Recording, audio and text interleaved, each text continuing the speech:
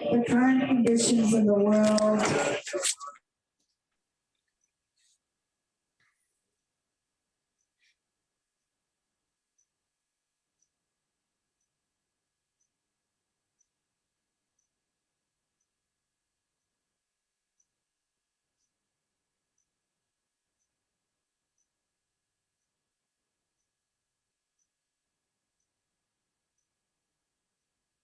with just 1 year due to this COVID pandemic. Our sessions are live, and you can find the link in the chat. Patum will be putting the live stream link. So you can join us from around the world to hear the sound of the Buddha, what is called the Buddha Vachana. It is very auspicious and rare to see the stream of lineages of the Theravada Sangha come back under this beautiful shade of the sacred Bodhi tree, where we can collectively recite in one voice, one sound, the Sutta Pitaka. So for the past 16 years, we have been going step by step in the Pali Canon, starting from the Digha Nikaya, Majjhima Nikaya, and today we are completing this year the Khuddha Nikaya. So this represents 16 years of completion of 1,000 pages each year with, sorry if you cannot hear, I'm seeing something, I can't hear anything, so maybe we will, for those of you who are on the Zoom, can you hear us? If you can, please put your hand up. Good, good, good. Nice to see you. I think some of you are joining from yesterday too. So, in fact, the books are available as downloads, as an ebook, so you can follow in Roman and different scripts, Vietnamese, Thai, Devanagari. We have them all available for you to join. But every evening we start around 6 o'clock Indian Standard Time for about an hour and a half, and then we give an opportunity for questions. Of course, now that we're adding the virtual aspect to it, we'll be taking questions from our dear Dhamma friends, our brothers and sisters from around the world.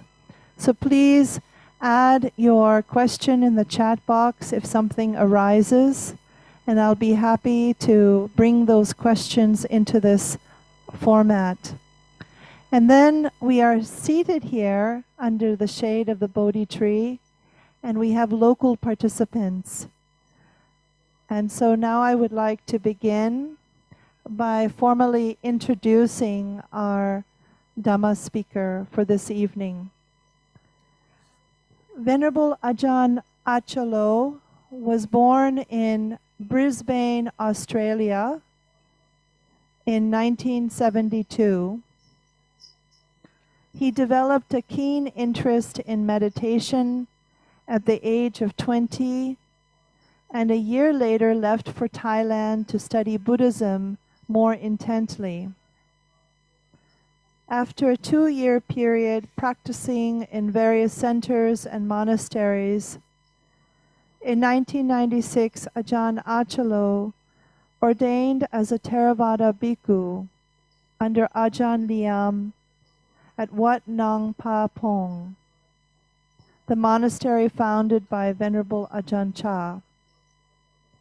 Although most of his training has taken place in Thailand, Venerable Ajahn Achalo has lived in several international forest monasteries in the Ajahn Chah lineage. Venerable Ajahn Achalo is deeply grateful for his many opportunities to study with well-practiced monks, as well as for having been able to train in several traditional contexts, including meditation monasteries, remote forests, and periods of pilgrimage.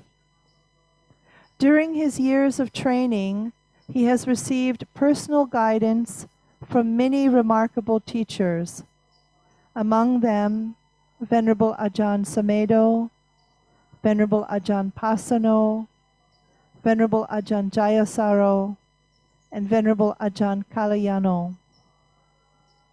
For most of his bhikkhu life, he is considered Tan Ajahn Anan, the abbot of Wat Marp Jan, to be his principal mentor. In addition, he has found the Dalai Lama's instructions and example to be of tremendous value.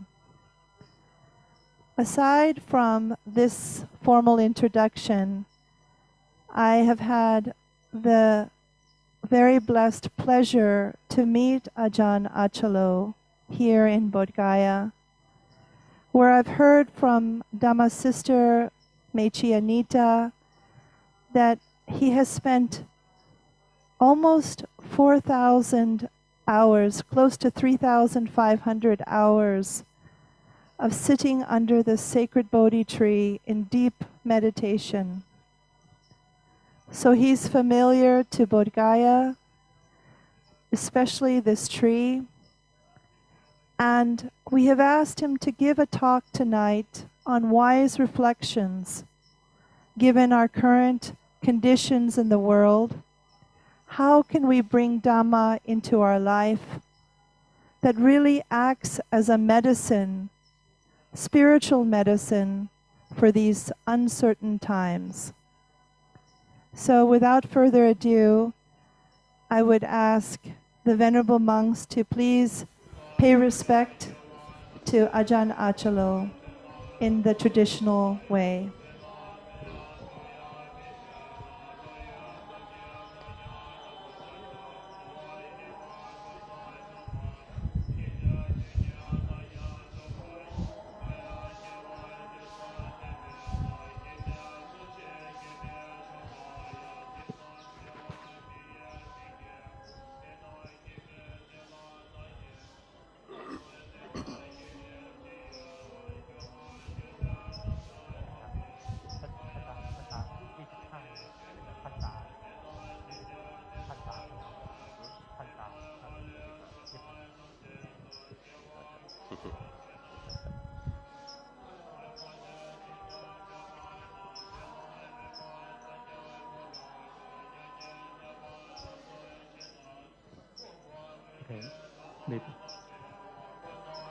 Hello. พอมีลิงก์ไหนนะครับใช่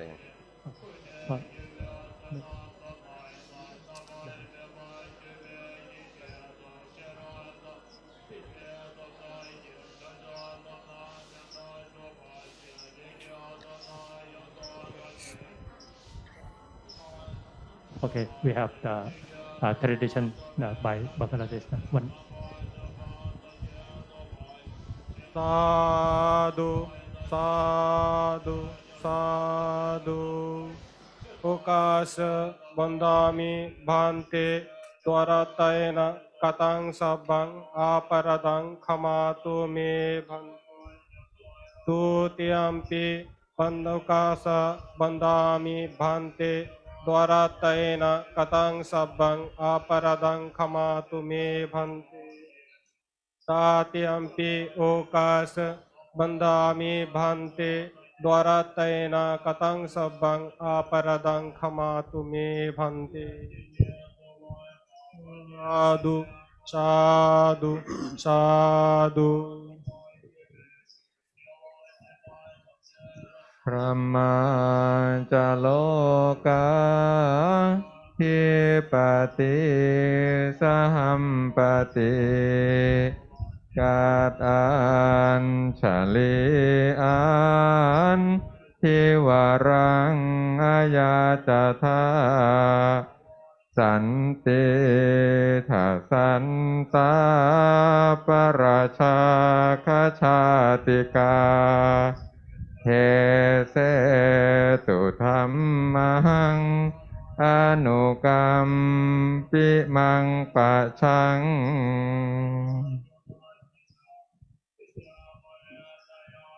นะโมตัสสะภะคะวะโตอะระหะโตสัมมาสัมพุทธัสสะนะโมตัสสะภะคะวะโตอะระหะโตสัมมาสัมพุทธัสสะนะโมตัสสะภะคะวะโตอะระหะโตสัมมาสัมพุทธัสสะพุทธังธัมมังสังฆังนะมัสสามิ I ask permission to speak on Dhamma of the Mahatera, the Thera, and the Thera. So it's my honor, pleasure, privilege to have the opportunity to join in the Tipitakadhara recitation on one more occasion in this very special place. Similarly to Madam Wang Mo, it's been about 2 years since I was last able to come. And I also felt that when it became possible to travel again, that it would be good to come and practice and add our prayers. Well, it's been going through a particularly tough time. So those Buddhists who have faith, I believe His Holiness the Dalai Lama once said that auspicious activities, wholesome karmas performed in Bodh Gaya are 7 times more potent than other places. So whatever good things we can do here is useful. So I've been asked to give some reflections on some practical, skillful dhammas, just giving a little bit of a background and review first. Of course, here we are in Bodh Gaya. Lord Buddha, when he was a great yogi, first saw Dipankara Buddha, and he was so impressed by Dipankara Buddha's incredible qualities, and he was also aware, as Sumitta, of his own spiritual might in a way. He was mindful that on that day, if he listened to the teachings of Dipankara Buddha, he could be liberated. He could have become one of the Arahants.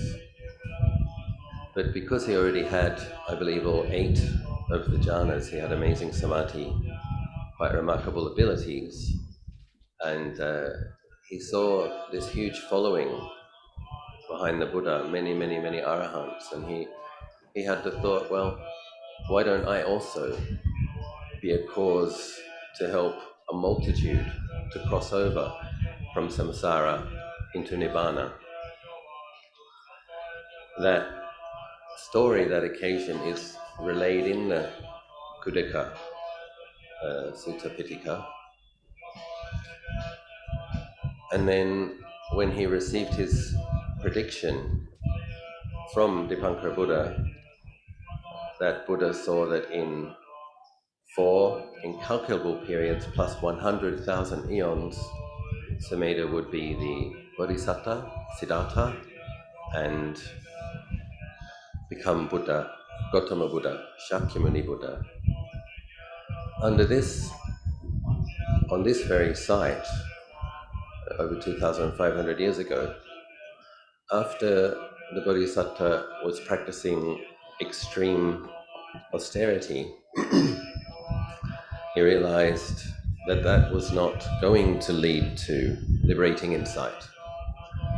He was practicing patient endurance with the extreme physical pain of sitting a great deal and eating very little, and during that time he wasn't allowing his mind to absorb into any samadhi absorption, so he was relying purely upon patient endurance and determination.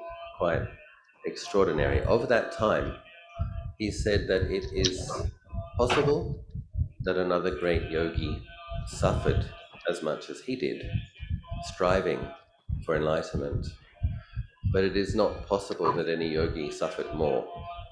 That's how sincere energetic, determined, and compassionate the Bodhisattva was.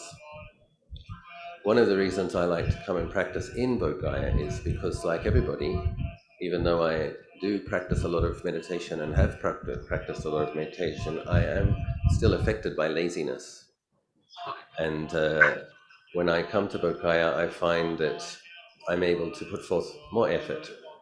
Suppose one gets up early in the morning, feeling a bit groggy, feeling a bit sleepy, feeling like, oh God, it's too hard. I don't want to do this. I want to go back to bed. Then opening one's eyes, looking at the Bodhi tree in front of one, and seeing that, recollecting that the Bodhisattva put such extraordinary causes into his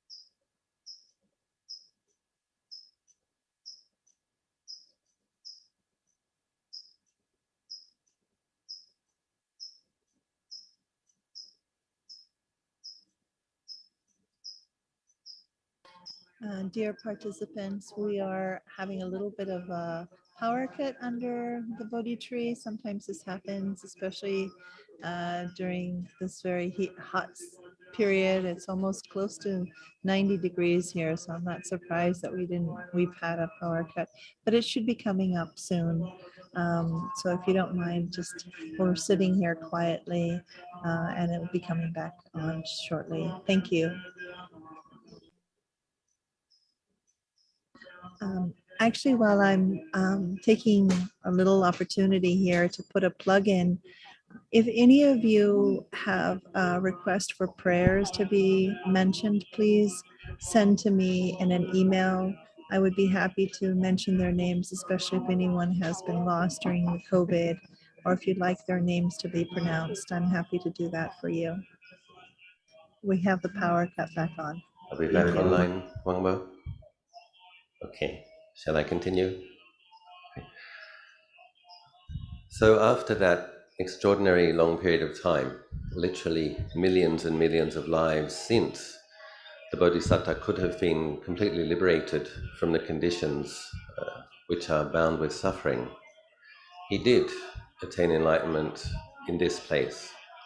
And I was saying one of the reasons I like to come and practice here is because although I am very committed to my formal practice, I am also still affected by laziness, and I'm not diligent all the time.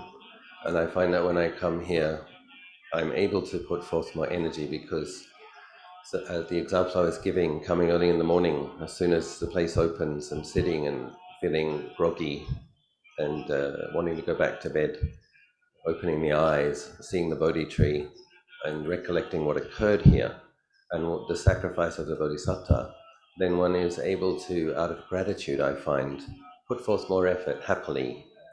So this faith, spiritual power, is faith in Buddha is very helpful when we recollect that we're actually grateful to him, and then we cultivate a quality of loving respect. I think it's very helpful to actually love the Buddha, and because this good energy of faith, of love, and of respect. This is what we need to then channel and translate into a diligent, committed practice. And you see in Bodh Gaya, the people of the Tibetan tradition really cultivating their devotion with their full-length prostrations and bowing all day. And similarly with these Tripitaka recitation, it's many hours a day of chanting, sometimes cold, normally done in December, this time very hot. But the monks have faith, they have love, they have gratitude, they have respect, so they're happy to do it, hundreds and hundreds of monks. But one of the things I wanted to focus on in this talk is a couple of the simple lists that the Buddha contemplated after his enlightenment in this very vicinity. I myself refer to these lists constantly and have found them very helpful. So when he attained what he attained, some people say, keeping in mind that when he left the palace, he trained with the greatest teachers in northern India of the day, and he did master the first 4 jhanas and then the 5th and 6th, 7th and 8th formless jhanas with the greatest meditation masters of the day. And he had such remarkable spiritual faculties that he could see that qualities such as absorption into the infinite, the base of infinite space, or the base of infinite consciousness, he had enough mindfulness and clear comprehension and wisdom to see that that was not liberation. And I'm quite sure that millions and millions of yogis before that have experienced that and not had that insight, that basic insight, because those blissful samadhi states, yes, the mind comes out of them, but a great practitioner can go back into them again very easily. And then those types of practitioners tend to get born in Brahma realms, very high realms of heaven. So they don't have very coarse suffering, they don't have very much suffering, and they become so adept at their meditation. Actually become quite difficult to teach, at least with regards how to realize Nibbana. But the Bodhisattva was he had such remarkable spiritual faculties that he could see these profound, most profound samadhi absorptions, boundless, radiant mind states that literally fill the universe, arose according to conditions, stayed for some time and ceased. And then he could see, okay, so this is also bound up with birth, aging and death, even though it's the most subtle part of the conditioned phenomenon. It's still bound by aging, suffering and death. So that's when he decided to explore extreme austerity with patient endurance. And then he saw that that also was not leading onwards, and he had the insight. Perhaps some samadhi combined with focused recollection, contemplation, perhaps that is a middle way, and indeed it was a middle way. So under this tree, it's relayed that the Bodhisattva reviewed 500, 5,000, 50,000 past lives. And so the insight he had was that aging, staying for some time, ceasing, according to conditions, aging, staying for some time and ceasing. And he had insights into dependent origination. And that's a very profound and sophisticated, a little bit complicated to explain. So I don't want to make that my focus. I do want to keep it simple and practical. So but long story short, he was liberated here. When he was looking at his wife and baby before he left the palace, he was seeing that in his current situation, he was subject to aging and death. So was his wife, so was his son. With a heart, the phrase they use is with a heart quivering with compassion for all beings, the Bodhisattva was determined to discover the deathless. He had this strong intuition, probably from having met previous Buddhas and heard teachings on the deathless. He had the intuition that because there is conditions, because there is death, perhaps there is an unconditioned, perhaps there is a deathless. And that's what he realized under this tree, that there was.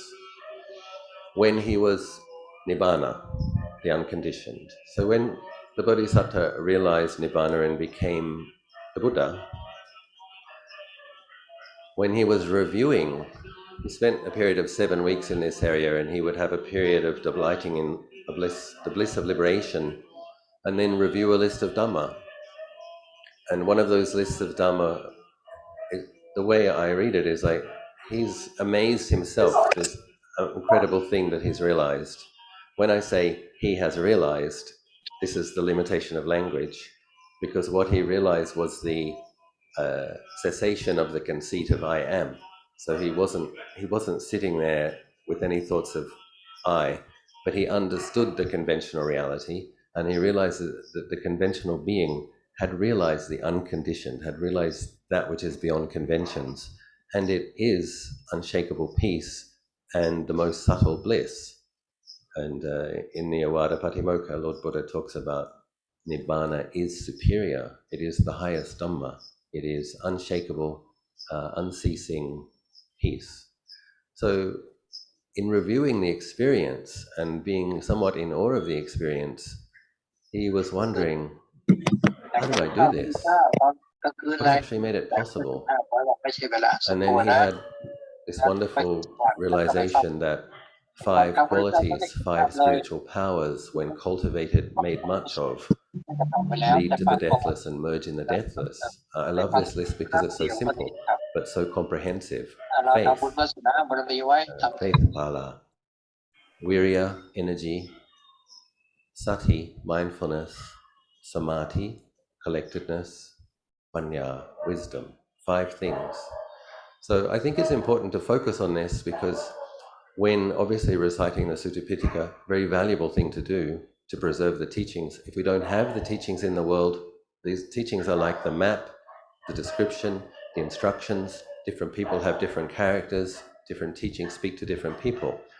But when you do chant many thousands or tens of thousands of pages, it can be difficult then to know where to focus. Because in the Buddha's time, each of those teachings was given in a different specific situation to a different person. It wasn't established as a degree where one got a bachelor's and a master's and a doctorate. Sometimes a very, very simple teaching, a few words, was enough for a person to be liberated. But of course, all of these teachings were collected and canonized and preserved, thank goodness, which is why we still have Buddhism in the world. But he himself, when reviewing his realization, was able to see that these 5 qualities, just these 5 qualities, when cultivated, made much of, lead to the deathless meaning Nibbana and liberation. In a subsequent week, after delighting in the bliss of liberation, still in awe, still very appreciative of the realization, the Lord Buddha reviewed, and he saw even more simply, or in a way, in a more even condensed, simple teaching, that the quality of mindfulness, he saw that the 4 foundations of mindfulness of the body, mindfulness of feelings, mindfulness of mind states, mindfulness of dhammas, cultivation of the 4 foundations of mindfulness leads to the deathless and merges in the deathless. So 4 frames of reference. And this also comes back to other teachings which occur in the suttas, where you have these incredibly gifted bhikkhus with psychic powers. One is traveling, trying to find the end of the universe, and he can't find it. And he comes back and he asks the Buddha, I was trying to find where the conditioned world ends. And the Buddha says, you're looking in the wrong place. The end of the attachment to conditions occurs within this fathom-long body. It's here, in this body and mind. That's where one puts an end to the conditioned universe. So, in another sutta, in the Anapanasati Sutta, the instructions on breath meditation, in the introduction, simply 1 paragraph, Lord Buddha is explaining to a large gathering of bhikkhus in the Savatthi area that breath meditation, he described as being the crown jewel of all meditations, suitable for all character types, the crown jewel in the crown of all of the meditation methods that he recommended. And he gave the teaching on how to practice breath meditation. But in this first paragraph, he said, through cultivating breath meditation, through practicing breath meditation, one cultivates mindfulness of the four foundations. In cultivating mindfulness of the four foundations, the 7 factors of enlightenment are brought to fulfillment. And in fulfilling the 7 factors of enlightenment, the mind is liberated. Again, I just like to point to a very pithy, potent paragraph. The practice of breath meditation, if one is practicing breath meditation with the intention of clarifying, strengthening, stabilizing this quality of mindfulness, clear knowing, awareness, then it fulfills the 4 foundations of mindfulness. In fulfilling the 4 foundations of mindfulness, the 7 factors of enlightenment are fully developed, and that also leads to liberation. So how does that? I think it's one of the biggest challenges that Buddhist practitioners have, I believe. And I've been practicing myself for 26 years, and I'm a teacher, and I've had discussions about practice with many people. I think the biggest challenge most of us have is giving the kind of importance that is required to the simple, basic practices. The mind likes sophisticated ideas, the mind likes philosophy, the mind likes amazing concepts, wonderful stories. But Lord Buddha is saying that it's the quality of mindfulness that's going to liberate the mind. So all of the teachings Lord Buddha laid down when he gave the description, the things that the Buddha knows are equal to the leaves on the trees in the forest. But the things that the Buddha teaches is a handful of leaves, the cause of suffering, and the practices that lead to the cessation of suffering. So that's his preferred focus. And so this is something that we all need to constantly remind ourselves. What's the handful of leaves? What is going to lead to the cessation of suffering in this body and mind? And so this is where we have the commitment to daily meditation practice. Lord Buddha described that the 3 ways to develop wisdom: listening and contemplating. That's the Suttamaya Panya. All of this memorizing, chanting, reciting suttas, perfectly valid, recognized and explained by Lord Buddha as being, yes, one way that we cultivate wisdom. The next level of wisdom comes through really considering the teachings that we've heard. Does that make sense? And seeing that it does, developing conviction in a strong belief and a strong faith in the validity, the correctness of the teachings.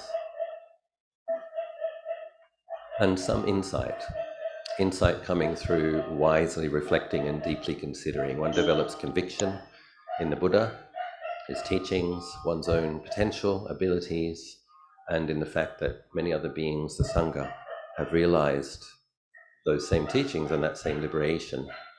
Then there's the 3rd level of wisdom, the Chittamaya Panya, where one has to actually have insight on a deeper level of the reality of the mind. So that's the Vipassana insights.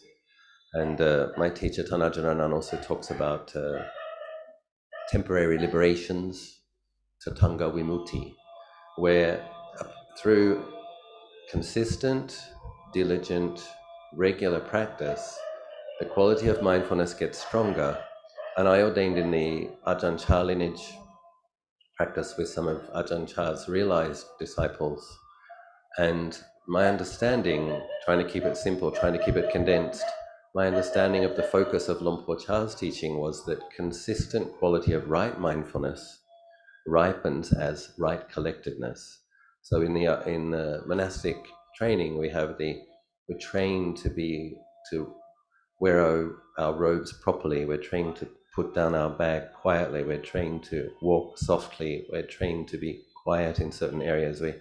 It's a training from waking up to going asleep. When you wake up, before you leave your dwelling, you pay respect to the Buddha. When you go into the meditation hall, you pay respect to the Buddha.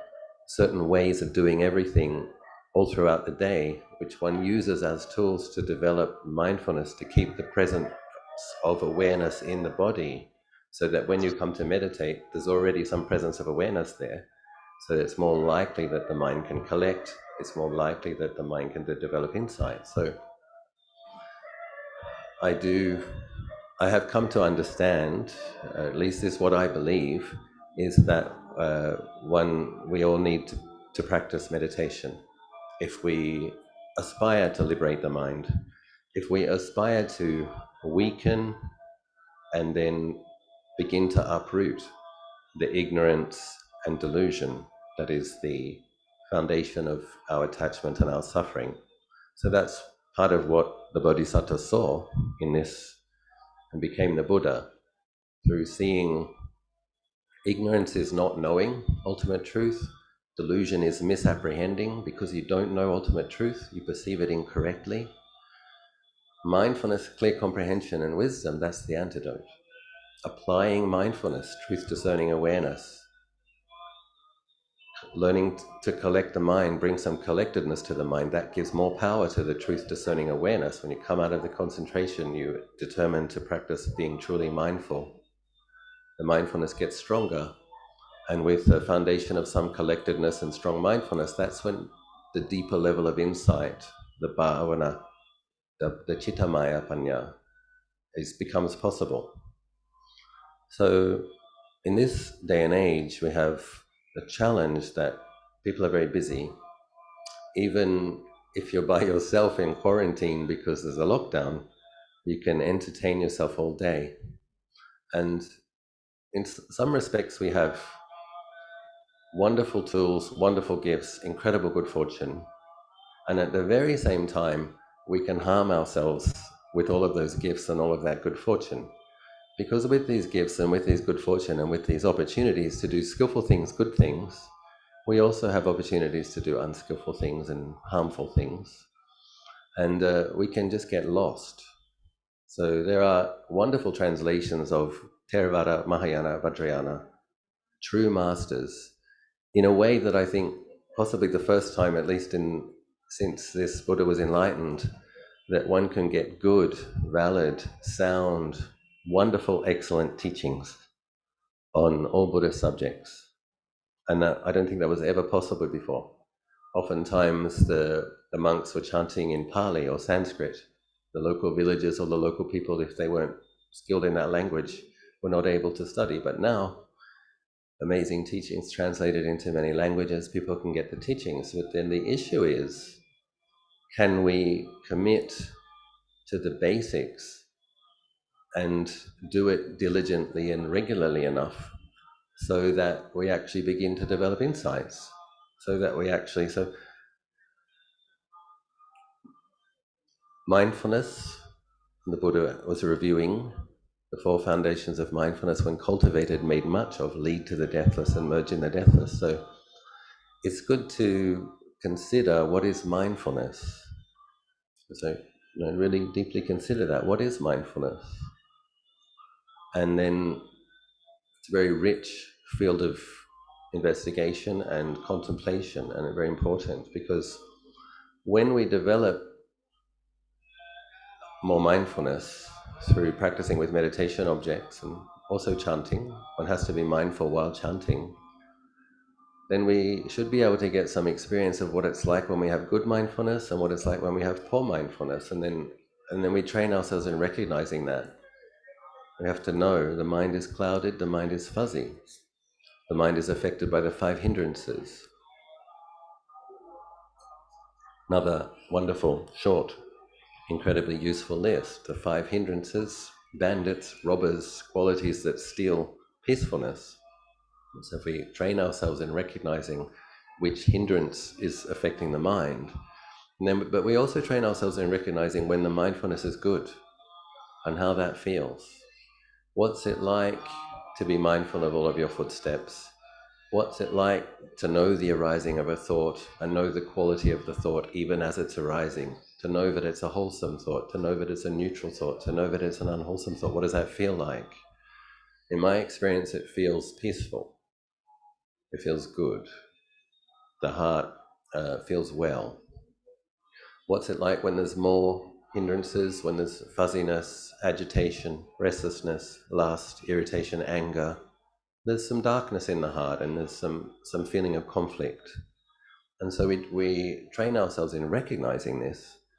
And one of the things I think that one of the reasons people don't commit to a daily meditation practice is when they come and they sit and they feel like I can't do it because there's just too much thinking or too much sleepiness. And this is not true. What's occurring in such a situation is a person is judging their practice and dismissing the practice, so adding a kind of a layer of aversion, second of the 5 hindrances. When one comes to sit, and if there's sleepiness, one knows there's sleepiness, that's right mindfulness. If one comes to sit and there's a lot of thought, one knows there's thinking, that's right mindfulness. And one doesn't judge it, one doesn't reject it, one just knows it. Lumpur Sumitta talks about this constantly. It's like this, it's like this. Now is the knowing things as they are in the moment. But what happens, suppose, what I recommend is that people have a half an hour to 40-minute meditation session in the morning before doing anything else. So you get up, wash your face, brush your teeth, put your phone in another room or put it on silent. Don't send the mind out into the world through the devices. Establish mindfulness on a meditation object, the breath, for example, because this is what's going to clarify and generate some clarity. Then when one does that meditation session, then one sets the intention, okay, throughout the day I'm going to be mindful of my body movements, my speech, my actions. So one establishes the mindfulness first thing, and then one sets the intention to maintain that mindfulness. This is what we have to do if we want to succeed. If we want to have good quality of mindfulness, and if we want that mindfulness to deepen and to start actually uprooting ignorance and helping us to penetrate through delusion with wisdom, we need good mindfulness, and we need to clarify and cultivate that mindfulness. When I talk with people in Thailand, very, very often when I ask people if they meditate, they say they do, just before going to bed. 9 out of 10 people who I talk to, committed meditators, meditate just before going to bed. And then I ask them, well, what's your experience of that? Yeah, well, there's some sleepiness. And I'm like, constantly telling people, okay, you have faith, you see the value of it. I ask them, how important do you think meditation is? Very important, Ajahn. So then I ask them, why are you doing the most important thing last? Please reorient your priorities, and you already have the faith, you already have the commitment. Now it's time to just give it the priority that you know it deserves. Wash your face, brush your teeth, do some chanting, and sit at the beginning of the day. And then you set the intention to bring the mindfulness into your daily activities. Because a big challenge that we have is our habits are powerful. They're very deep. The habits of this lifetime and then millions of lives before it. Our attachment to the 5 hindrances, sensual craving, irritation, the sleepiness, dullness, restlessness and worry and doubts, our attachment to these things is very deep. And they literally push the mind around and blow the mind around. And so we have to put up a bit of a fight. We do have to be very serious about realizing, if we want to realize what Lord Buddha realized, if we want to cultivate in the way that he said we should to liberate our minds, then we have to put up a bit of a fight there. We have to wrestle. And it's not an aggressive fight. It would be really wonderful, because the mind would love that. It'd be really wonderful if, like in the Matrix movies, you could, go into the Matrix and get all the guns and the boots and the leather and train jumping, doing flips on walls and backflips and killing the baddies. The mind loves that. The mind loves a drama. The mind loves being someone who's going to get rid of something. But unfortunately, that's not the qualities or the activities or the metaphors that's going to liberate the mind. What's going to liberate the mind is present moment awareness, which is very clear and very still. It's not exciting, it's not sexy. Ajahn Sumitta often says sometimes meditation quite boring. And if there's a sense of self there that wants to be excited, wants to be entertained, meditation can be boring. But we develop an appreciation for qualities like peace, contentment, well-being, absence of suffering. If we can establish the daily meditation practice and first thing in the morning, what normally happens is people see the benefits. They find that they're less reactive. They find that they might be having a reaction and they're about to say something and they can stop themselves quicker. Whereas in the past, they might realize afterwards, I really wish I didn't say that. I got irritated, I lost my temper. But if a person practices first, sets the intention to be mindful, they might be halfway through it and tell themselves, stop, this just makes it worse. Or they're about to say it and they can stop themselves. And then people will see, oh, this really works actually. This establishing clarity and setting the intention to train the mind, contain unwholesome dhammas and cultivate wholesome dhammas, it works. When one begins to see the benefits, then naturally one wants to do more. So I then recommend adding the second session before sleeping. And similarly, as the process deepens, when people do that, sleep better, have less bad dreams, wake up feeling more refreshed. Friends start to say to them, you look really good, what are you doing? And it's like you're meditating more. And then if possible, one eventually adds a session in the afternoons so that formal meditation practice becomes something that one does in the morning, in the afternoon, and in the evening every day. In busy times, it might be 20 minutes. 20 minutes in the morning, 20 minutes in the afternoon, 20 minutes in the evening. When we have more time, we increase it. 40, 40, 40. We have more time, we increase it to an hour. So in my life, as a meditation monk, I try to meditate in my normal life. Back in Thailand, try to meditate 5 times a day. When life is busy, it can come down to half an hour per session. And but I won't miss, in general, unless I'm traveling or sick, I will not miss doing some practice in the morning, in the afternoon, in the evening, because I just see that my own mind is so much happier, less reactive, there's more clarity, more well-being, more metta. The mind is in a state, as a teacher and as an abbot, if I allow my mind to become grumpy, if I become reactive, that's going to affect the people around me. So it's sustainable and wise to keep the mind in a good space. And so I know through trial and error. Also what happens is, another thing I'd like to mention about mindfulness is it is subtle and it gets stronger slowly but steadily through consistency. And there isn't really a kind of there's not really an instruction manual how to take fuzzy, ordinary mindfulness and make it good, resilient, clear mindfulness. So I'm trying to explain to you, giving you a manual for how to make ordinary, fuzzy mindfulness good, clear mindfulness. So I know from my own experience that if I drop the practice for a few days, when I pick it up, I'll just say it this way, it degenerates much more quickly than it develops. So if you're putting forth effort into cultivating more and more mindfulness and you're getting good mindfulness, it's in your best interest to take care of it. Because what happens if we let our practice drop and get very busy, the hindrances take over again. It can take a long time to get back to where we were before we let things slip. So it's in our best interest to have a kind of a maintenance, basic maintenance of our mindfulness, that we do practice trying to be mindful of a meditation object in the morning, in the afternoon, in the evening. And that becomes our foundation. And we can, once we have that habit, we can do more. And what I was saying about the quality of mindfulness is that one experiences contentment, one experiences well-being, one experiences the mind without the hindrances, then it feels, so much in life we're trying to fulfill an empty feeling. We're trying to get away from painful feelings. And what happens is when one cultivates right mindfulness and right concentration, one will begin to experience contentment, well-being, fullness.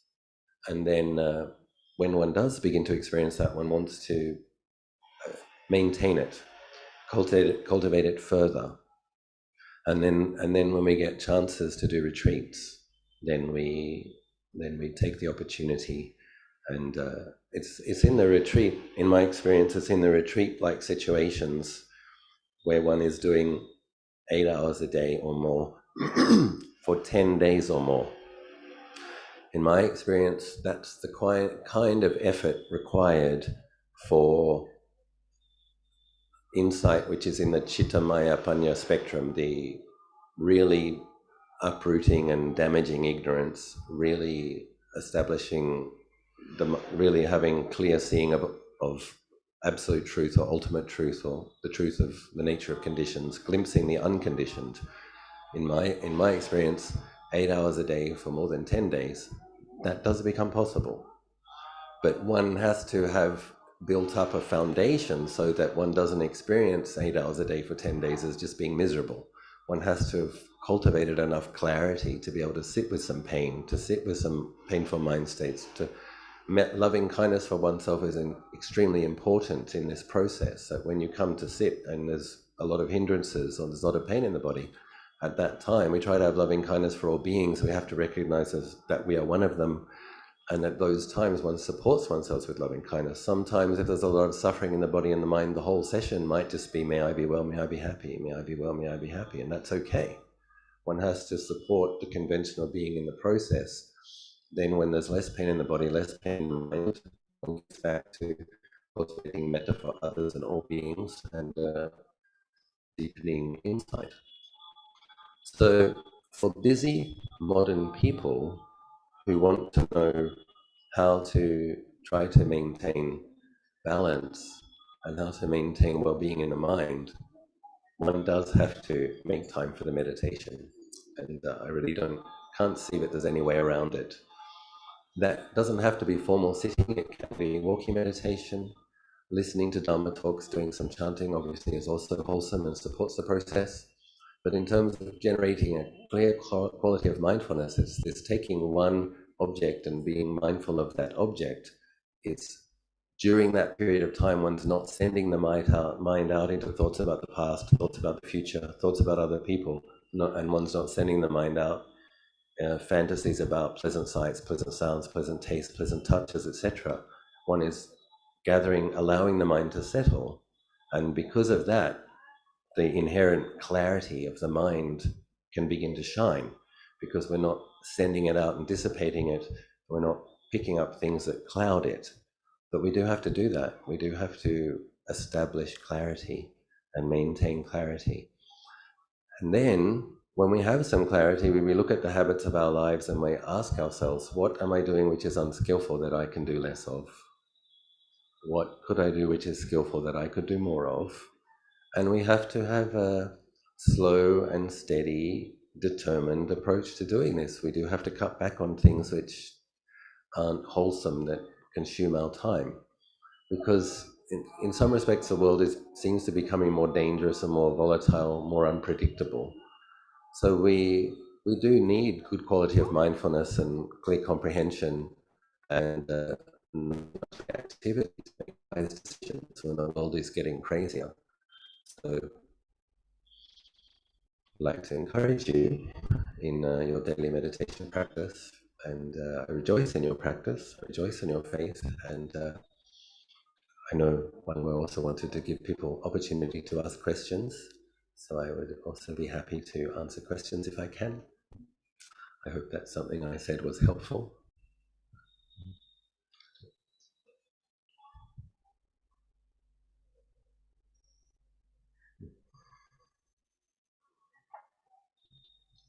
Thank you so much, Venerable.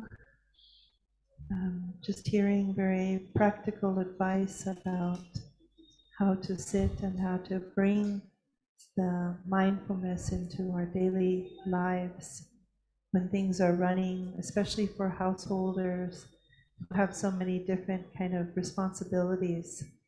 I'm just hearing you putting into suggestion that we bring a practice into our life. I'd like to invite anyone in the local forum here under the Bodhi tree. If anyone has any questions, this is a great opportunity to hear from a practitioner and a teacher to share with wise reflections. If anyone would like to come up here and use the microphone, thank you.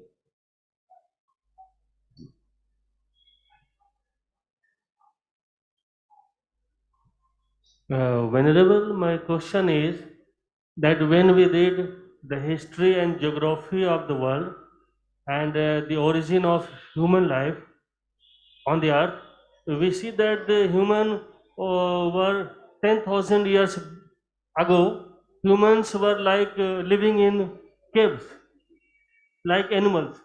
But in our scriptures, it says that it talks about so many thousands or hundreds of aeons or lives. So how is this is possible?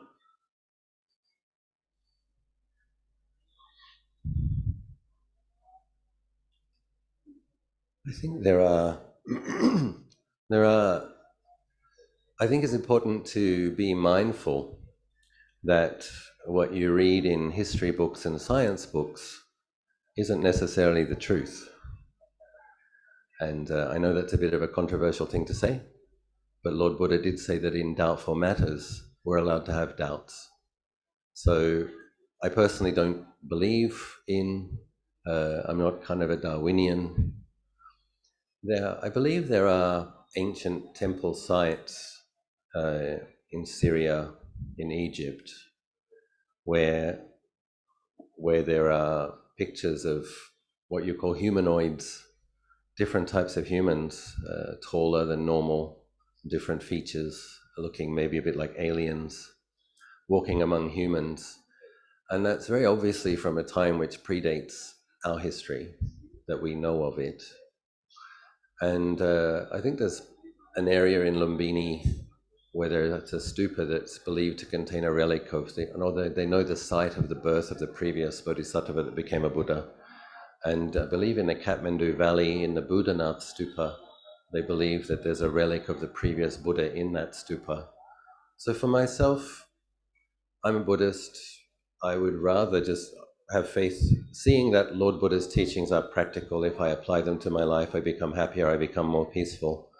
I'm willing to take his cosmology and his version of history more than I'm willing to take another person's. So if Lord Buddha says that there were 3 Buddhas before this Buddha in this eon, I believe it. That obviously means there was human societies, quite sophisticated human societies, long before. And so an eon is an extremely long period of time. And so anyway, long story short, I don't believe modern versions of history or science. No, I do have faith in Lord Buddha. But with regards how one practices with a doubt like that, I mean, I think I was just saying that doubt is one of the 5 hindrances that robs peacefulness. In terms of you cultivating the mindfulness and wisdom that's going to liberate you, you can ask yourself, is this doubt actually useful? Or is this doubt robbing my peacefulness? Is this doubt wasting my time and wasting my energy? What can I give my focus to that would actually be useful to me? That would be my suggestion. And sometimes if we're not ready to take on, like I myself have no doubt, I'm quite happy to believe that Kakusando, Konagamano and Kassapa Buddhas arose in this world system during this eon. But it's not necessary to believe that. You can not know. And there's a wonderful humility and there's a lovely quality that comes in mind when you say, okay, well, the Buddha's saying this and these people are saying that, and I can't kind of make peace with that. But one way that you can make peace with it is just say, I don't know. And it's okay not to know, because the mind that doesn't know has some quality of modesty and humility and is willing to know. I'd be interested to know, but I can't verify that for myself yet, and I don't know. And I find that's quite peaceful.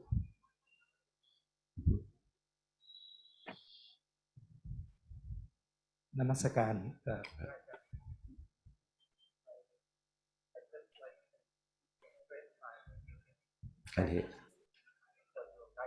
I can't hear you, sorry.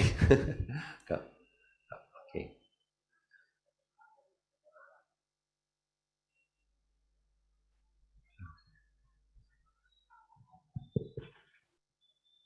Namaskaran, พระอาจารย์ครับ Today I would say it's just a blessing in disguise. It's kind of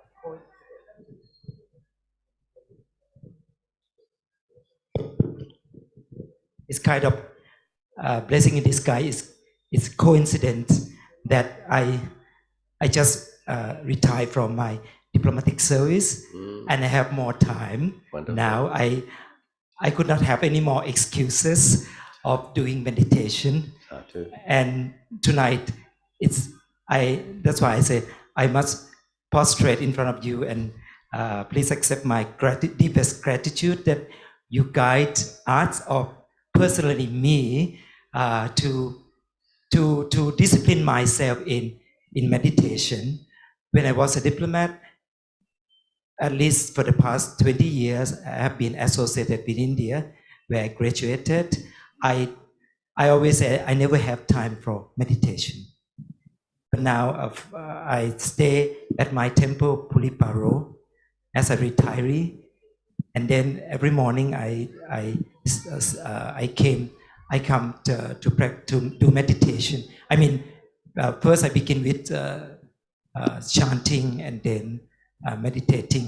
And I realized that as Ajahn mentioned, I start before it's difficult for me to focus or to discipline my mind. But now hearing from Ajahn tonight, I think I have to be more mindful, most importantly. And then even though, like for example, this morning, I was not mindful at all when I did chanting and praying. And it's not every day that I was mindful. But hearing from Ajahn, it's a small step, and even though it's a small step for me, but it's a great step now that I have to I hope I try to memorize all the wise words and advice from Ajahn. With this, I once again pray my gratitude, and perhaps if you could, Ajahn, give more tips and advice on, I would say, the beginner of meditator, I would be very, very grateful, Ajahn. ขอบคุณครับ Thank you so much, my dear Dhamma brother friend. This is practical advice and very relevant for especially householders who are trying to move more closely in the spiritual life. And to hear from a practitioner and a teacher any wise reflections, practical tips, Ajahn, would be so helpful. So I think first and foremost, a commitment to just doing a basic minimum. So we just make some kind of a pledge, some kind of a promise. I am going to do, and if you're starting, maybe it's 20 minutes. And it just becomes something non-negotiable.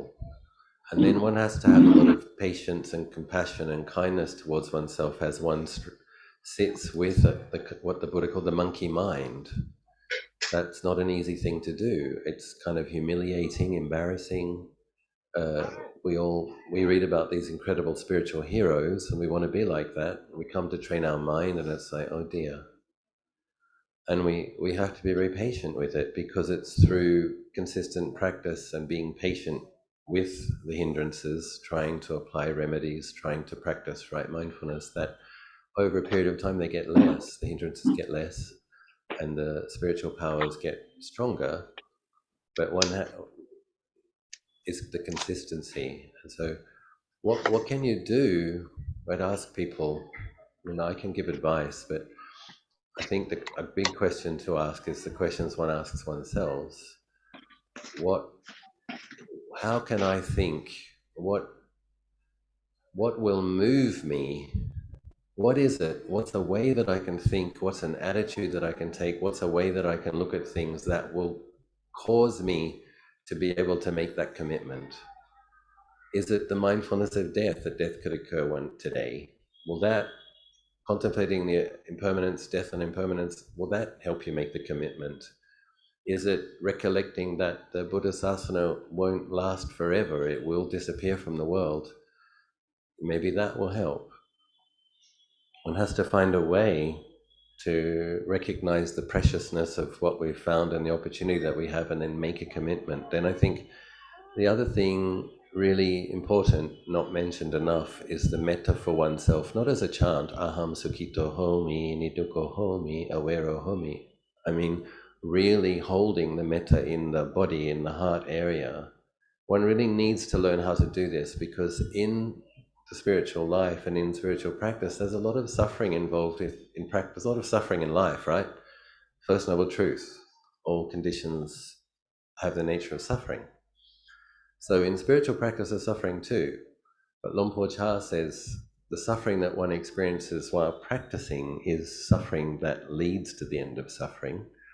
And the suffering that one experiences just outside of practice is just more suffering, with not much particular benefit. But if we understand that, in a way we have to have faith, this faith, spiritual power, have faith that your practice is valuable.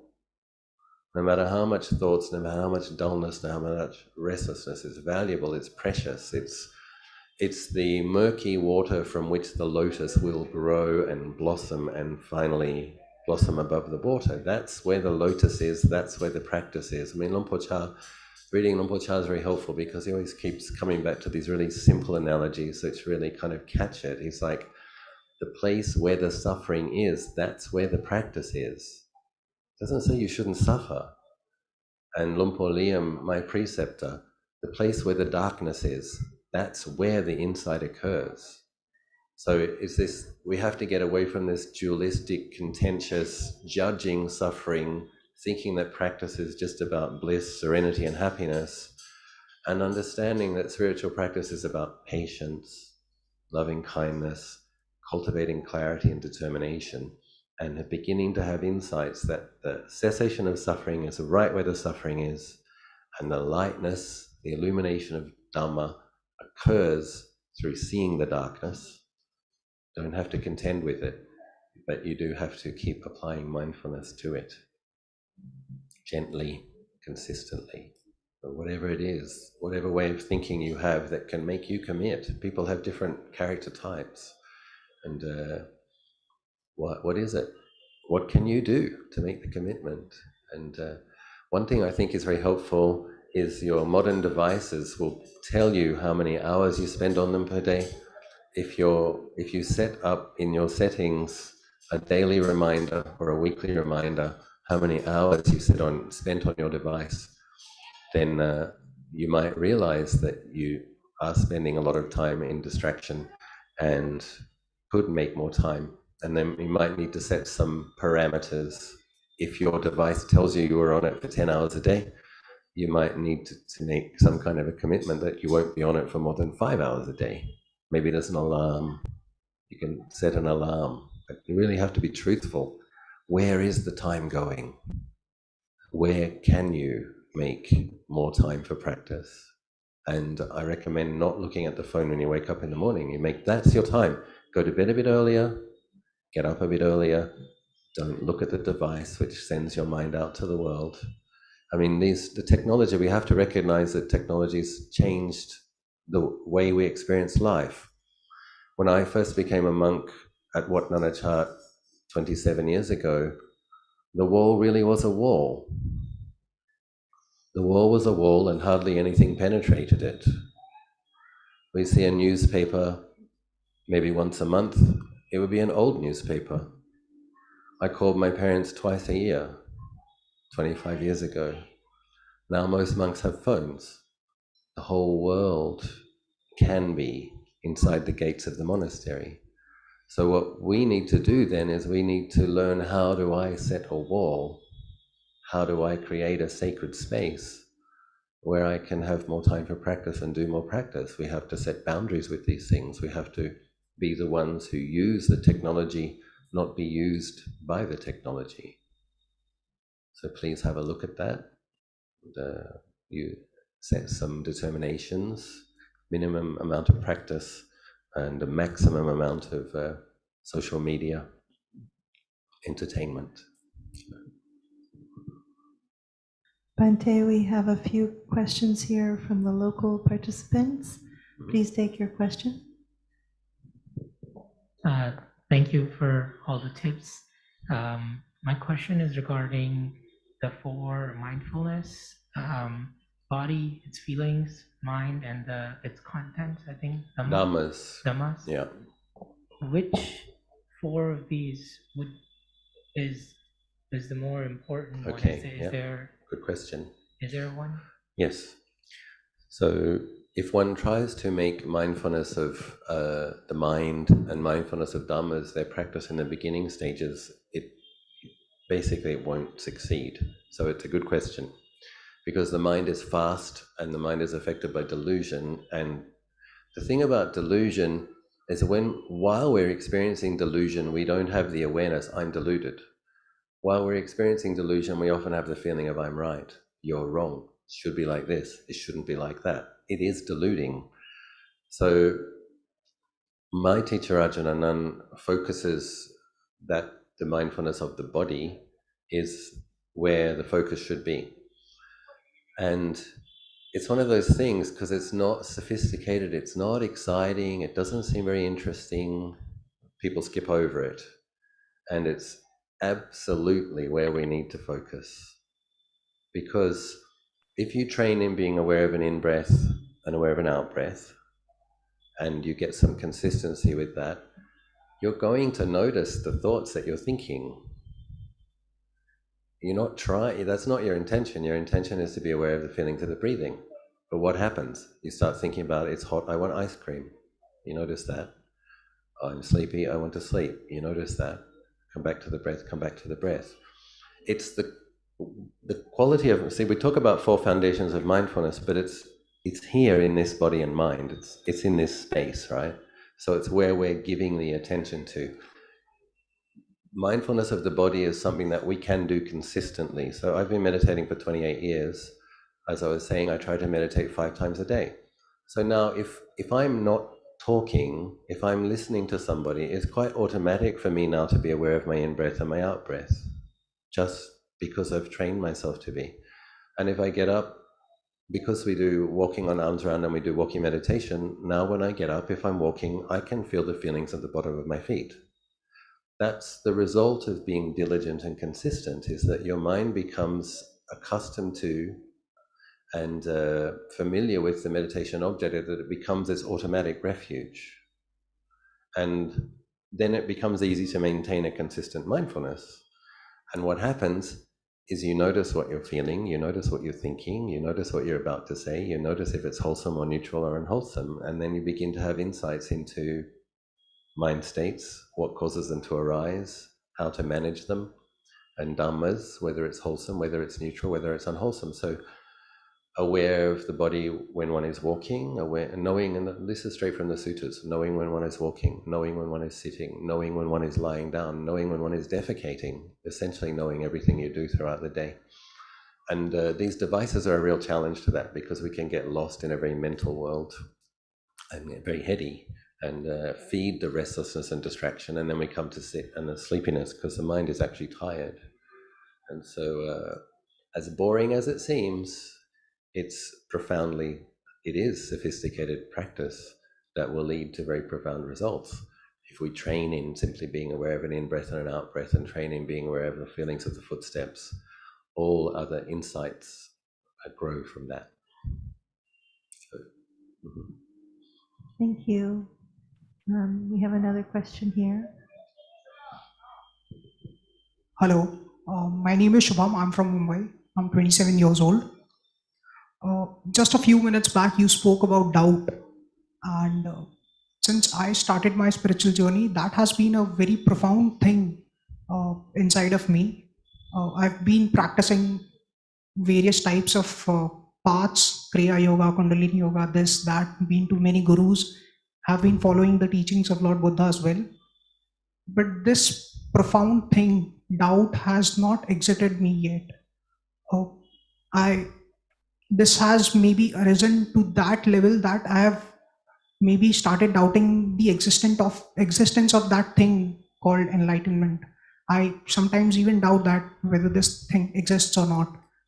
How do I get rid of that?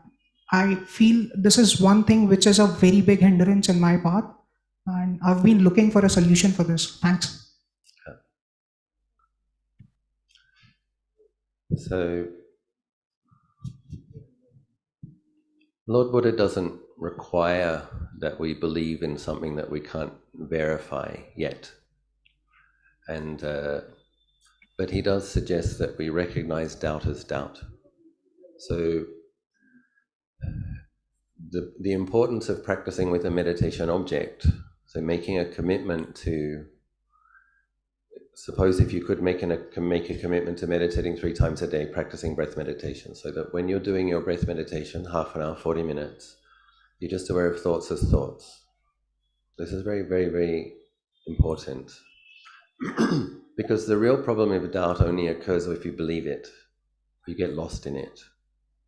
But if you have a presence of mind and clarity of mind that knows that the mind is affected by doubt, it doesn't matter. It's just, doubt is one of the 5 hindrances. So I would suggest not being too diverse in your practices, because the gurus are going to be saying something slightly different to what the Buddha says, or sometimes wildly different.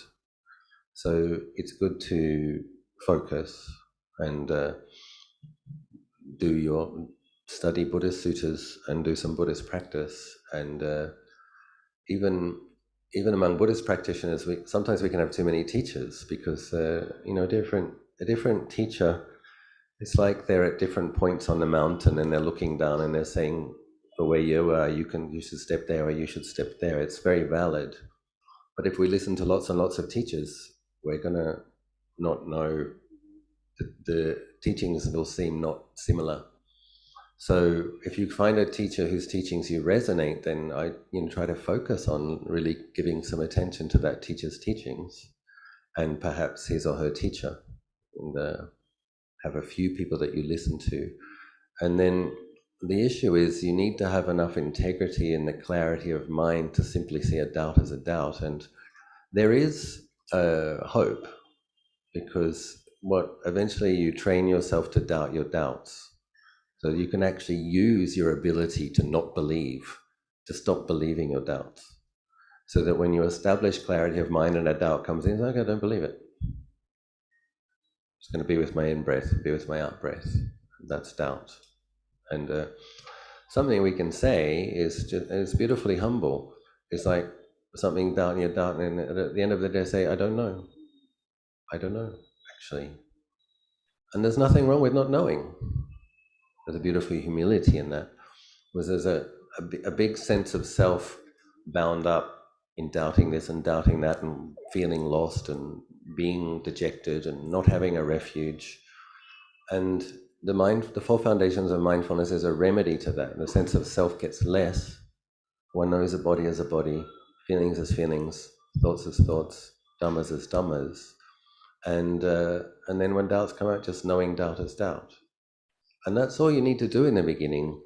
And if you notice that qualities of clarity and well-being increase, thoughts decrease, then you develop more faith in the Buddha and his training, and you have less and less doubt about them. But one does have to commit to a minimum practice, and one does have to be regular and consistent with it.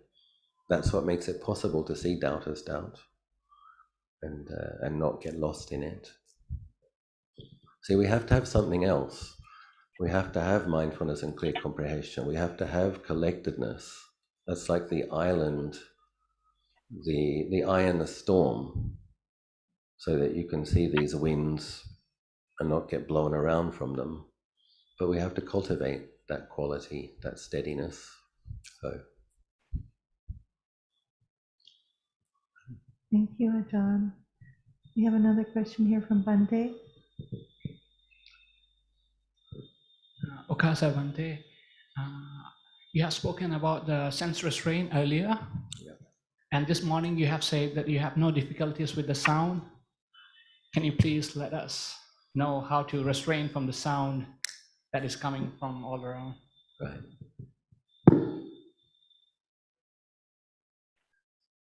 Practicing in Bodh Gaya is a great place to get the opportunity to practice with a lot of sounds. Lord Buddha does say that when we try to cultivate samadhi, if we can go to a quiet place, it is beneficial. So he does say that noisy places are not so conducive.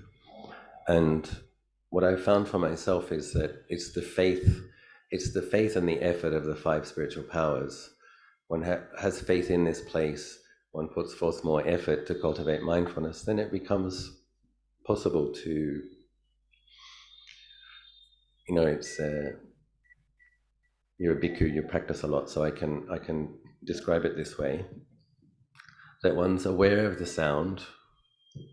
There's a feeling of being a person who's listening, and there's the function of hearing, and one has to, it's like we stop feeding the contraction of being a person who is listening, and we just place the awareness on knowing that there is sound and the ear base function of hearing.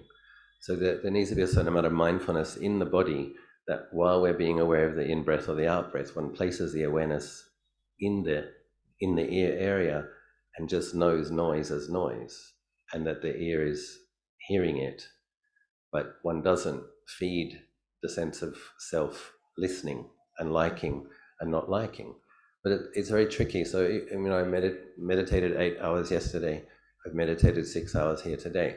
So during those periods, there are going to be times, suppose there's some chanting which comes and it's really nice, and then the mind does fall into liking that. Oh, that's really nice. I like that. I like the Bangalore Mahabodhi Society's pronunciation and recitation of the Pali Suttas. It's really cool. And so you're kind of delighting in it. It stops, and noise comes, which is obvious, and you don't like it. Because the two, they feed themselves. When I allow myself to like the chanting, then I don't like that one. I don't like the sound of the... I'm not going to make any racially specific comments, get in trouble. But one likes certain sounds, and one might not like other sounds. And so even it's tricky, because we have to be able to establishing that quality of mind with the liking as well as the not liking. And this is... But the wonderful thing about taking a period of time like 6 hours or 8 hours or 10 hours is that we get experience of, in 10 hours here, there will be periods where I'm liking sounds and periods where I'm not liking sounds, but also periods where it's just hearing in any day. And having that as a frame of reference. This is what it's like to like, this is what it's like to not like, and this is what it's like to have a centered, steady mind, which is just aware of hearing. And but if one is going to practice in a noisy, busy place, I think it requires a lot of practice to be able to have that clarity. And I find, for myself, I find it interesting, and I find it a fun challenge. And I think that's a helpful attitude as well. Like if it's like, oh, okay, the very same noise yesterday wasn't a problem, and today I want to kill them. That's interesting, isn't it? How can the same noise yesterday not have affected the mind at all? And sometimes even the noise can be the perfect thing that trains us to pull back from it, not identify it, not feed the self-view, and just be with awareness. It can be the thing that helps us find the clarity. And then the next day, if they do that one more time, I'm going to get up and yell at them. One sees the way the self-view manifests and likes and doesn't like and is going to say something or isn't going to say something. And one of the things I've done here, train myself, because I made a vow that I would do 3,000 hours of meditation under the Bodhi tree. And I told myself that I'm not going to admonish anybody during those 3,000 hours for doing good or bad things. I could. I was a Thero when I made that vow. I'm a Mahatera now. I could go up to somebody and say, this is the Bodhi tree and what you're doing is inappropriate. You should show more respect. I'd be perfectly justified in doing that. But then the issue is, where would you stop and where would you start? Because there's a long trail of people doing inappropriate things. And I'm very grateful that I had enough mindfulness and wisdom to know, don't go there. What I need to do is train myself to stop falling into liking and disliking. And sometimes one's even grateful. And then there's the classic story of one of Ajahn Chah's disciples coming to him and complaining about some noise. He said, well, oftentimes there's building projects in modern forest monasteries, and I've had a lot of practice of practicing with noise because my teacher was always building something. So that's just been a part of it's probably part of why I can practice in Bodh Gaya. There was always trucks. There was always the sound of demolishing 20 years ago's building and building this year's new building. And I've found that if it's 100 or 200 meters away, if I put in earplugs, I can work with it. But yeah, I think one has to be patient with the fact that there's going to be periods where it's irritating and there's going to be periods where it's not a problem, and then notice that. And just notice, okay, what qualities are present in the mind when it's not irritating me, and how did I bring that quality into my heart? What clarity or what qualities degenerated when it irritates me, and learn about it. That's a very interesting field of practice. So yeah, in making that vow, for 3,000 hours, I had literally hundreds of opportunities to practice with irritating, inappropriate phenomenon and not say anything, not making karma with being somebody who was going to make a problem out of it. So what Luang Por Chah said to that monk, when the monk said, this noise is disturbing me, and Luang Por Chah said, stop disturbing the noise. It's just a great teaching. It's like, we're doing something with it, we're not liking it. And one interesting thing happened. One bhikkhu was sitting, and after I finished the 3,000 hours, I'm like, okay, I can actually admonish people now. I was sitting here again. I made a vow to do another 1,000 hours. And one bhikkhu, there were about 40 people sitting under the tree, and it was a beautiful, silent hush. And there was one bhikkhu with 2 disciples that was telling them everything he knew about the Bodhi tree. And who planted it, what happened to the first one, and what happened to the second one, and how it died, and who replanted it. And it was this energy of, he was very kind of a little bit intoxicated with his knowledge and very happy to have a couple of people listening. So I looked at my watch and I said, I'm going to give him half an hour. This bhikkhu, he was 1.5 meters from me. So sure enough, he went for a whole half an hour. And he happened to speak a foreign language that I also speak. And so after half an hour, I said to that bhikkhu, Venerable, will you be speaking for much longer? And he was a bit surprised because I probably looked like I wouldn't be the type of person that could speak the language he was speaking. And he said, just a few more minutes. And I said, oh, because I would have thought that half an hour might have been enough. Especially since 40 people around you are meditating silently, and there's a sign on the tree that says silence. And within a minute, he got up and he left. So eventually I did, okay, what does it feel like to actually say something? And afterwards, I kind of felt like it wasn't really worth it.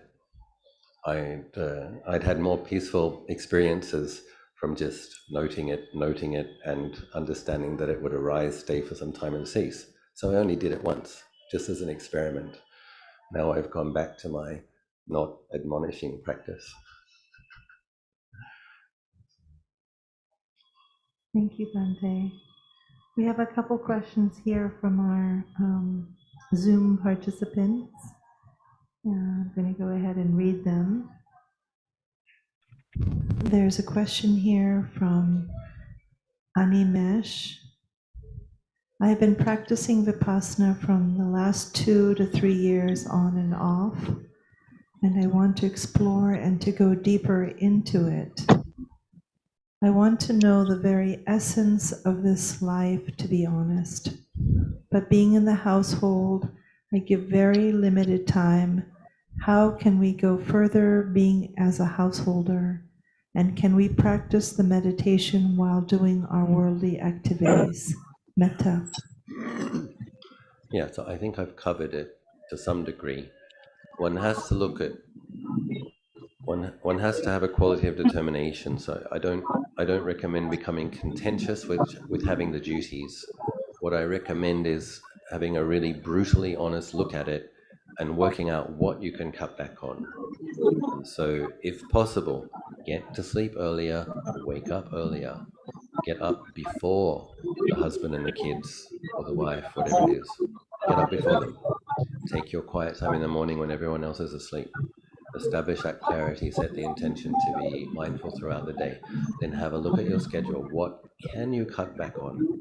And set the determination. But if you do that morning practice and set the intention to maintain your mindfulness, yes, you can practice throughout the day. But as I was saying, you want to be aiming for some practice, formal practice in the morning, in the afternoon, and the evening, every day. If you really hope to, what this person said, really wanting to understand the essence of everything, or ultimately what life is about, that's really wonderful. It's a really wonderful thing. A lot of people don't have that. A lot of people don't question. I think there's kind of 2 types of people in the world. There's people that just get on autopilot and think that life is about sensual pleasure and accumulating. And then there's people that wonder, why am I alive? Why does the world exist? What is this place? And that's good.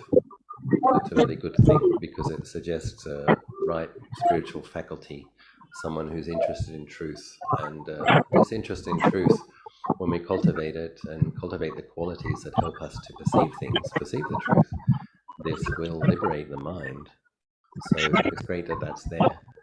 Then, yeah, you just have to be ruthlessly determined without becoming obnoxious. You know, this is where spiritual practice is hard, isn't it? You have to be ruthlessly determined, but you're a Buddhist, you can't be obnoxious. It's like a lot of practice. You want to be enlightened, you want the jhanas, you want insight, you have to get to the sitting you have to have that in place to get to the sitting cushion. Once you're on the sitting cushion, if you bring those attitudes to your sitting, your mind's not going to become peaceful. So there's this idea, yeah, you have to have aspiration, you have to have determination. As soon as you sit on the seat, you have to drop it. You have to be with a breath, one in breath, one out breath, humble, patient, and then the results come. But yeah, one has to be ruthless about where it is that one can squeeze more practice in and cut back certain things, but one can do that graciously. I know one abbot in Melbourne, Ajahn Achalo, I live with him for a period of time. He receives guests after the meal every day. And at 1 o'clock he says, I have an important appointment I have to go to now. It's a very skillful use of words. And he doesn't tell the people that his important appointment is with his walking meditation path. It's like one gives it the same quality of importance. I have an important appointment that I need to keep. I'll be going back to my monk's dwelling and I will be doing my meditation. So one finds ways to set boundaries, claim time, and then slowly increase. And I think the clarity that comes from practice is one realizes more and more where we can do more practice, where we can squeeze more practice into our life, because clarity that comes from that, and the peace that comes from that, and the love and the appreciation of the peace, then we become oriented towards how can I integrate this in my life? How can I cultivate more of this? It becomes kind of you have your own insights into where practice can grow in your life and how you can deepen it. I wish this person success in their aspiration. Thank you, Ajahn. We have one more last question here. Could Ajahn kindly clarify how we would do the Buddha mantra mentally, even during our daily activities and tasks, especially in conversation with others? Yeah. Much gratitude. So I personally don't do that in daily life. What I do is when I'm doing the meditation, in the formal meditation, and that would be before arms round in the morning and after the arms round, at that time on the in-breath put, on the out-breath do, on the in-breath put, on the out-breath do. But I'm using the Buddha to gently restrain thinking. My meditation object is the feeling of the breath. Throughout the day, I try to be aware of the feeling of the breath, but I'm not using the Buddha because I have to attend to what they're saying and I have to formulate my own thoughts. So I just, during that time, I'm aware of the feelings in the breath. But I've used the Buddha in conjunction with the breath for the 2 morning sessions, so that the momentum of being able to come to the feeling of the breath there's already some momentum, some ability to do that. Similarly, when walking, aware of the feelings at the bottom of the feet. If you don't have to be in conversation, I find these hand malas very helpful. So for myself, if I am walking through an airport or a train station or a hardware store, and there's a lot of visual stuff, and I coordinate my footsteps with this movement, and I do the Buddha, Buddha, Buddha, and I feel the feelings on the feet and the feelings in the hand, and helps me to be in the body in the present. So yeah. Thank you so very much. If there are any other questions here from the local community, I think we are so satisfied and full of your wise reflections, especially as householders. How can we bring our practice in a deeper way and making that intention a real reality in our lives? For those of you who are joining us from Zoom all over the world, thank you for being with us. Madam Wangmo, just realizing I want to say one last thing. Sorry to interrupt you. Sure. So I just want to say, I know one lady who is a CEO who has 200 staff, and she works until 8 or 9 o'clock at night every night. The reason I mention this is because she does do her chanting and meditation every day of her life before she goes to work. And when she's in the car, she recites the Itipiso praises to the Buddha in Pali chant from the condo to the office. And she's able to do 2 rounds of 108 Itipisos a day.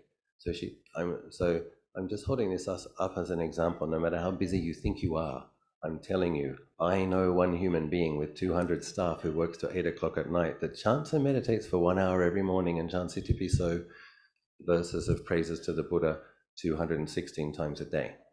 It's possible. It depends on one's faith and one's commitment. I also know 2 retired people, both in their 70s, who practice 5 hours of walking meditation a day and 2 sessions of chanting and listen to Dhamma Talks. And I call them my foremost disciples in the town of Pitsanalok. I know another couple also in Pitsanalok who during the rainy season retreat made a vow 30 hours of meditation a week during that time. So there are people who manage to, if they have strong faith and strong determination, they do manage to practice. And but one has to have that determination and that faith, and it is possible. So, sorry to interrupt you. Thank you for giving us. Otherwise, it's just a monk saying you should do this, you should do that. I'm supported to do my practice, right? But I need to say, I do know lay people who do it. So right. you can do it too. We can do it. That's the message. We can do it. And so it just takes us just that mindful attention that we will do it or we want to bring it into our life. and the benefits of that, just to bring that peace and inner harmony in our interior space. And so we've heard tonight from a wise elder who practices what he speaks literally, and under this sacred Bodhi tree, more than 3,000 hours of sitting with all kinds of sounds and distractions, and yet to stay very close and connected to the breath, and to stay stable with a stable mind, entering into deep concentration. So we have here a living example of someone who is doing that even in these days. So we'd like to conclude this evening by offering, on behalf of all of us here in Bodh Gaya, just a symbolic reminder of this Mahabodhi Jettiya, this place that is the most sacred for us as Buddhists, under this beautiful shade of the Bodhi tree that is our refuge. The triple gem, the Buddha, Dhamma, and Sangha, our true refuge where we can take peace and to understand ourselves more intimately. We offer you this beautiful reminder to please come back, if possible, every year to deliver wise reflections and to share in Dhamma, because most of us who are gathered here are on the path, and we need good examples and also good encouragement as friends in Dhamma. Thank you all for joining us this evening. We'll be reconnecting tomorrow morning with a chanting continuation of the Sutta Pitaka starting at 7:30. I'd like to ask the Venerable monks to please pay respect to Ajahn for this evening's talk while we offer him our gift on behalf of the Sangha.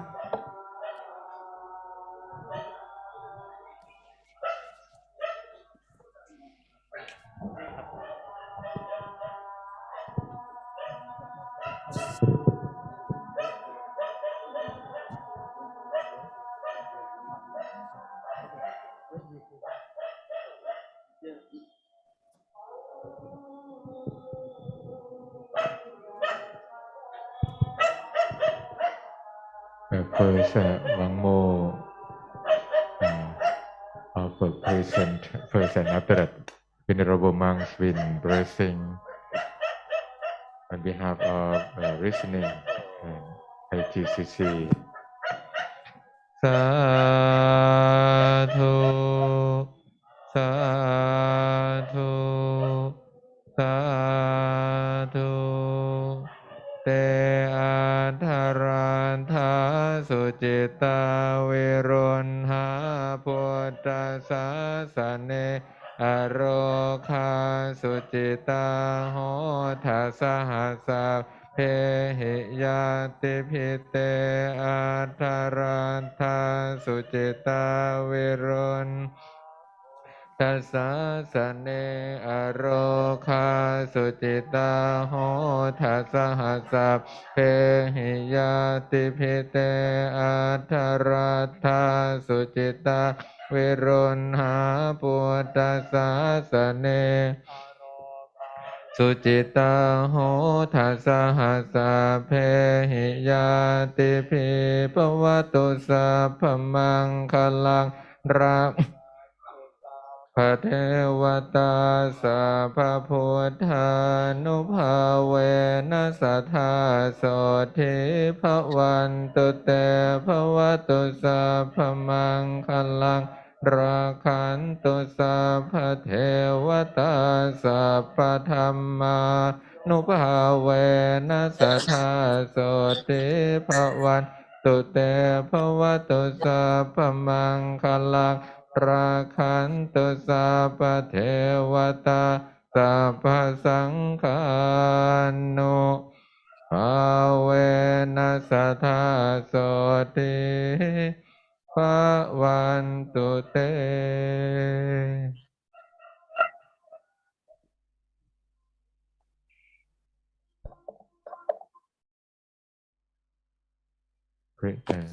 we pray respect to Buddha Dhamma Sangha together. Arahang Samma Sambuddho Bhagava Buddhaṃ Bhagavaṃ Abhivādhami Sawakhato Bhagavata Dhammo Dhammang Namasami Supatipanno Bhagavato Sāvaka Saṅkho Saṅghang Namami. Venerable who has below than 25 wasa respect to most venerable. Brow 1, 2, 3 อุบาสกอุบาสิกา respect to thank you to most venerable กราบหลวงพ่อด้วยกันกราบ